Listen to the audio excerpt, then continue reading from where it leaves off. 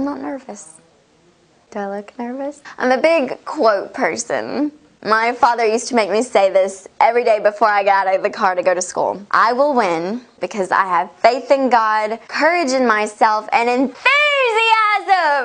about what I'm doing. Is that better? I am Lindsay Payne, recruitment and retention specialist. I take classified job ads from the newspaper and I put them on the radio. The way that people have known to recruit people for their companies are through the newspaper. And then, more recently it's been CareerBuilder and Monster.com. I've met with countless HR professionals and business owners. The main pain that they always tell me that they're facing is the majority of our applicants, they're either unemployed, they're unemployable, or they're unhappy because you're talking to the active job seeker. Radio, we reach the passive job seeker who are better qualified applicants. When you think about people who look in the newspaper, it's only the active job seekers, and when you put that ad on the radio, yes, some of them are probably active job seekers, a lot of them are passive job seekers, a lot of them are people who aren't looking and they tell everybody. I mean, you're talking to 300,000 people. That also gives kind of a marketing push for your company. I mean, this is also kind of killing